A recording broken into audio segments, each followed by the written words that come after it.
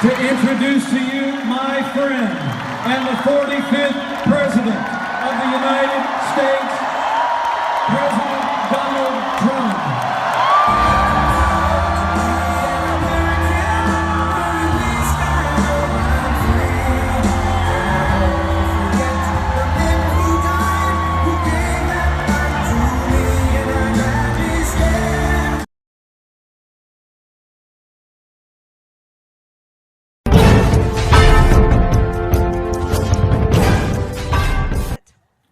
I agree that you're not 100% confident because after all, you've taken a big risk.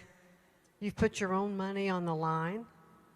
Perhaps you've been to SBA and you've had some help with that, but I did not. But you know, all of us have different aspects of business, and WWE is involved in for so long. And you know, as an entrepreneur, you have an event, you think it's going to be a good event. You do all the advertising and the marketing for that event, and then you put tickets on sale. And you say a little prayer to God that people are going to buy those tickets and come to that event. And that moment, when those tickets go on sale, is the moment of truth.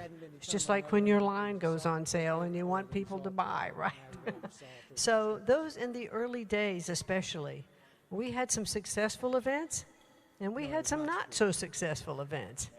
And one of our phrases that we wanted to avoid at all costs at an event was fans disguised as empty seats.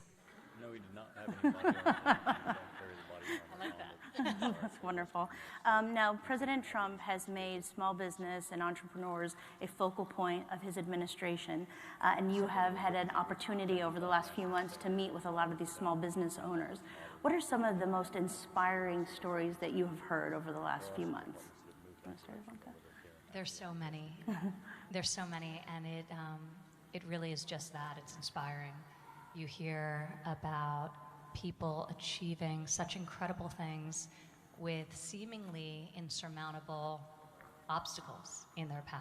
And that's the American entrepreneurial spirit. There's nothing like it anywhere in the world. And I've traveled a lot of the world, so it really is unique. But Linda and I actually, in Baltimore, met a young woman who was homeless, named Lisa, who I met her through the National Urban League. She managed to launch a business, get her bachelor's degree. It's a party planning business that's doing very well, and is now getting her master's degree at the University of Maryland. And it's an amazing story. It's really an incredible thing to hear how she charted her course and how she was able to better her life and that of her family. And now she's giving back by mentoring homeless youth. So hearing stories like this it's why you get up every day. It's amazing. It's incredible fuel, and it's deeply inspiring. But Lisa's story was one of the ones that really resonated with me very personally. That's awesome, and that was a very inspiring story. I think that got a lot of news coverage as well. How about you? That was an inspiring story. If I remember, Lisa actually started because she was trying to have a birthday party, and it was so expensive. Yeah. And she said, well, I've got to figure this out. So that was a great story. You know, one of our stories here, yesterday, one of our small business operators, and you know your name, and I'll just tell your story a little bit. You know, the big rivers flooded in Texas, and you lost all your inventory. And mud was deep. All your employees came in and helped you. But the thing that really struck me about what I heard with your business was that you continued to pay your employees the whole time.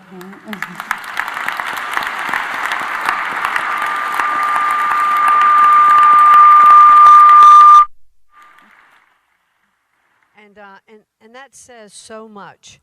Not everyone could have done that, and I'm sure it wasn't easy for you to do that, and we didn't get into any of those particulars. But thank you very much for those kinds of stories. that we've heard here over the last few days. So thank you all very much. Now, I think everybody in this room wants to grow their business and become even bigger. But there are challenges from going from a smaller business to a medium to a larger business. What are some of the difficulties that you faced as your businesses grew, and what advice would you give to others as they are growing their businesses as well? Well, I think one of the great challenges is talent, finding the right people, cultivating their skill set, and also as an entrepreneur, delegating. When you first start out, you're sort of doing everything yourself. You have limited people. Really everything rests with you. And as you begin to scale, in order to be able to scale, you need to let go, and you need to trust in other people. And a friend of mine once told me, who runs a massive business, that when you delegate, somebody else is only going to do something at best 80% of the same way you would have done it. Now that 20% may be 20% worse, it may be 20% better, but you have to be comfortable with the fact that people are going to leave their own imprint and do it their own way.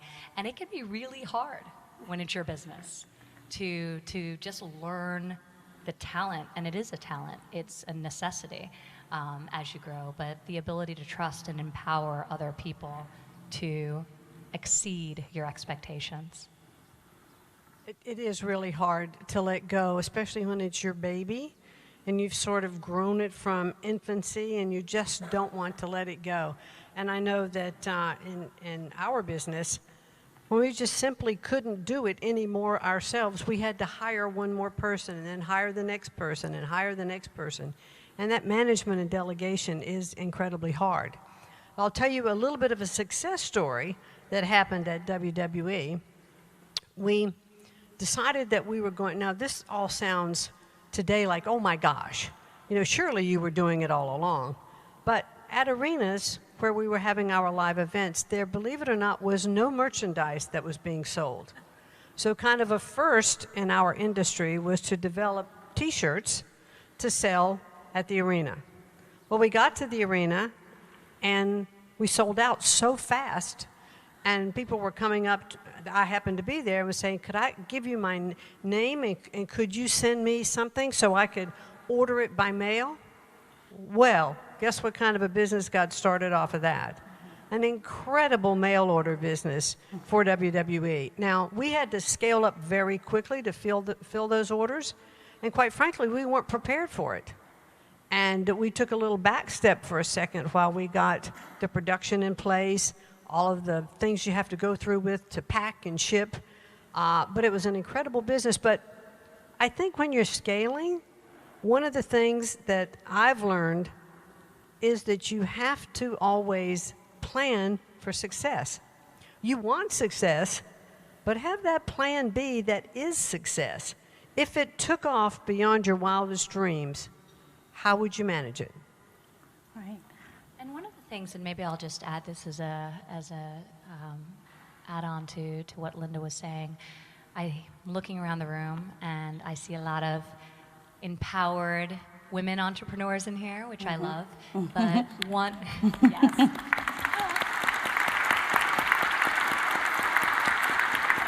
But women today only own 30% of all privately owned businesses, and there are unique challenges in terms of barriers to capital, access to capital, and to markets and to networks. So the importance of mentoring, for example, is very high on people's lists. And when you actually go around the country and talk to female entrepreneurs and male entrepreneurs, having people to bounce their business plans off of, to guide them, to offer them strategic counseling and advice is essential. And it's something that the SBA is doing so well.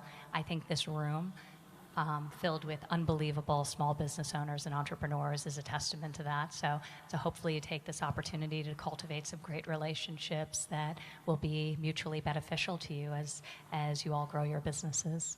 That's a perfect segue into our next question, which is to name a mentor that in particular impacted your business life, and what advice did they give you that was the best advice you were able to receive?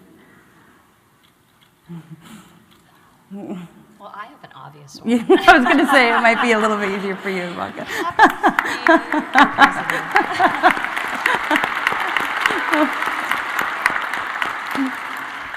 My father was and is an unbelievable mentor to me, and gave me tremendous advice over the years, but really just pushed me and challenged me, and I think cultivated in me a restlessness to not settle with the status quo, to set my own goalpost higher than anyone could possibly set for me. And I know this probably resonates with all the small business owners in the room, because nobody's going to push you harder than you push yourself. And that is great, and it's also the curse, right? So, but my father was a tremendous source of inspiration to me in my youth, and continues to be that today. But more than that, I think just meeting with people who are out there doing it, who are trying and failing and then getting up and trying again. And I think the sort of curated experiences and stories that I learn across the way are deeply inspiring to me, and I learn so much from stories of grit and resilience and passion and perseverance. So everyone in this room is an inspiration in that way. Thank you. Not so much in my business, but my mom was really a great role model for me. My mom was a working mom way back in the days of having a mom who had a career. And I watched her. She was a budget analyst with the government at Cherry Point Air Base in North Carolina. And I watched her kind of struggle to balance home and work.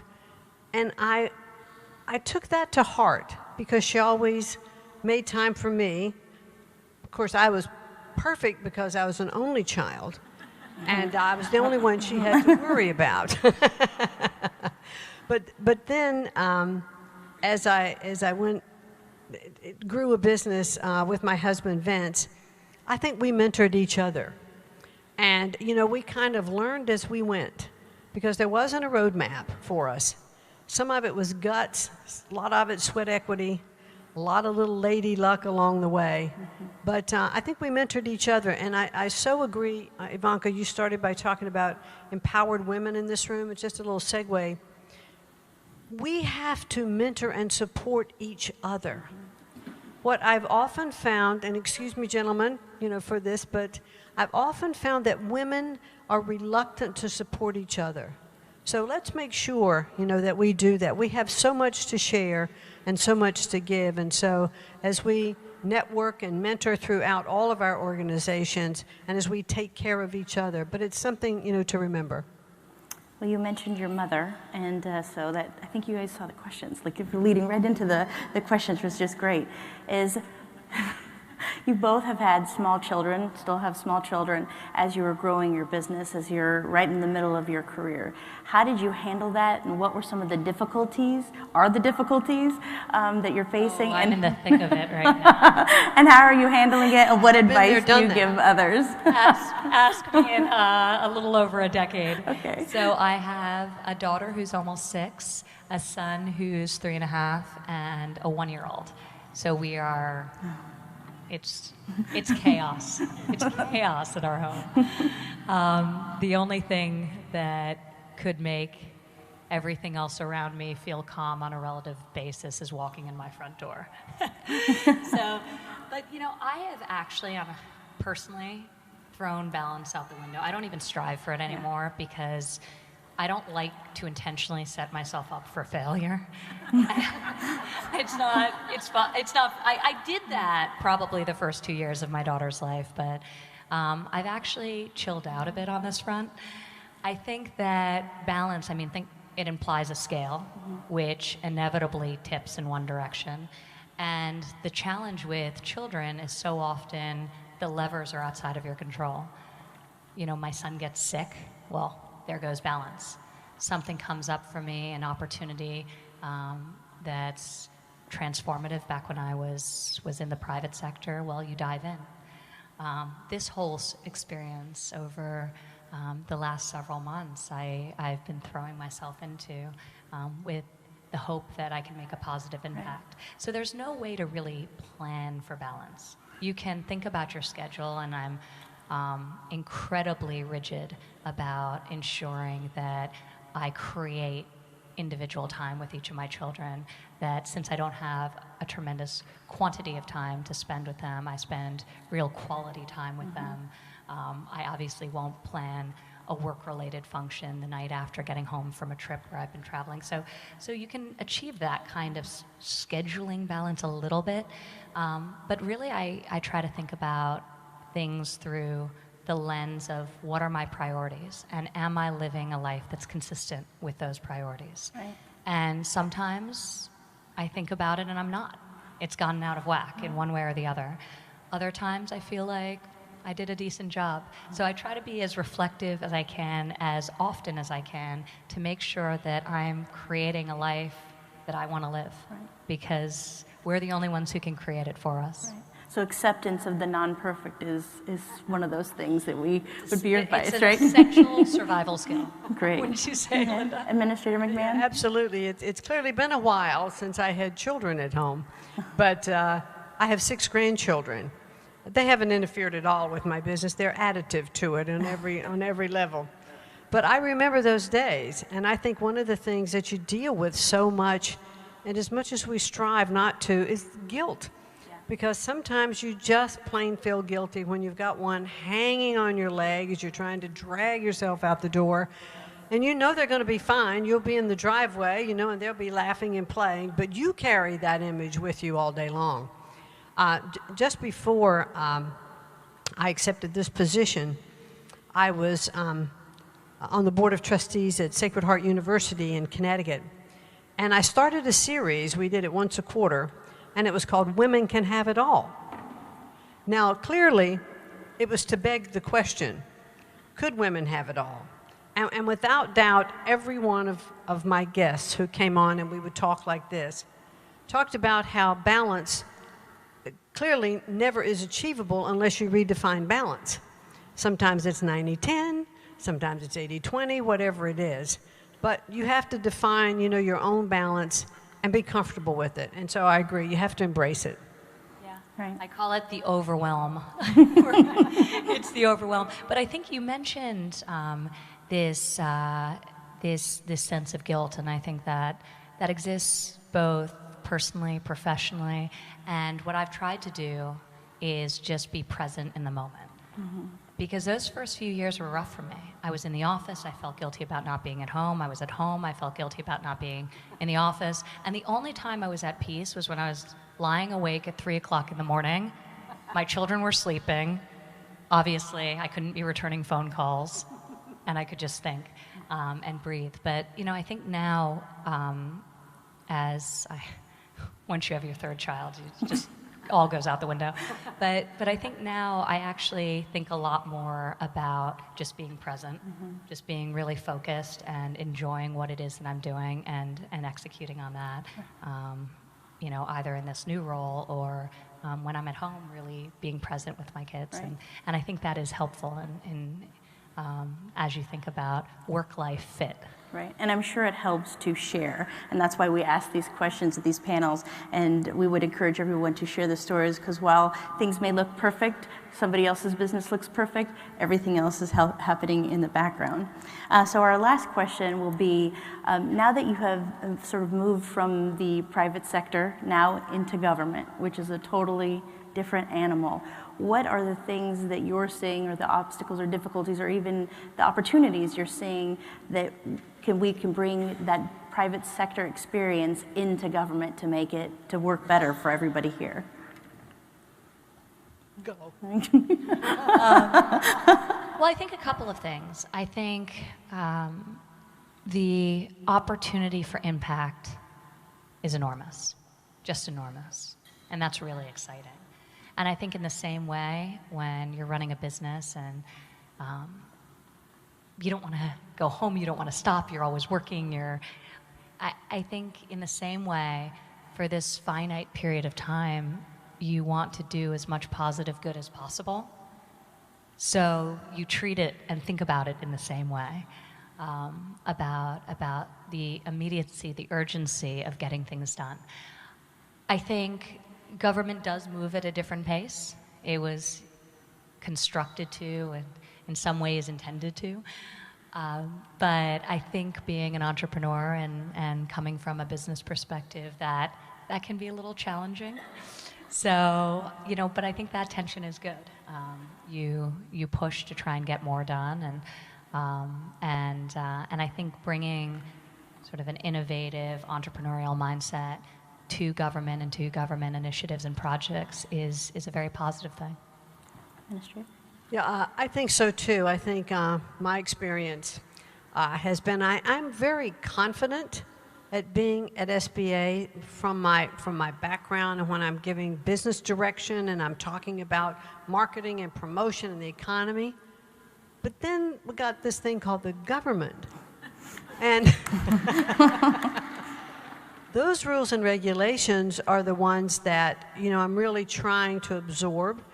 And it's sometimes it's frustrating when I'll say, well, let's do this. I'd like to reorganize this department, but this over here and this over here, it makes more sense to me. And then I'm told we have to file a particular form in order to get that done. And it's not changing the bottom line. It's not changing people. It's just really regrouping. But then when it's explained, I understand the reasoning behind it. But you don't want to run afoul of the rules and regulations and ethics. And so you're just very careful. But I am having more fun at SBA. I am thoroughly enjoying what I'm doing. I work with the most incredible staff. I get to travel and meet folks like you and do special things with ladies like this. And it's just it's a wonderful, wonderful experience. And I do like bringing my private sector experience because, as I said in one of my earlier speeches, I have walked the walk and talked the talk, as has Ivanka. And when I'm talking with you and sharing with you the issues that are troubling, regulatory situation, tax reform, healthcare issues, all of which we've heard someone I know, and we both mutually know, talk about those, to help all of us, all taxpayers. And I think the biggest difference for me and SBA is, you always have a responsibility to your staff and to your company, but boy, as a member of the President's Cabinet, you have a responsibility to every taxpayer in our country, and that is a wonderful responsibility and a little bit daunting, but I'm really grateful for the opportunity. Well, thank you so much, Administrator and Ivanka. We are all so lucky to have, and I think everybody in this room agrees with me, to have people from the private sector come into the government and push the envelopes of what government can do so that we can get out of the way and small businesses can thrive. If we give one more round of applause to Ivanka Trump and Administrator McMahon. Thank you so much.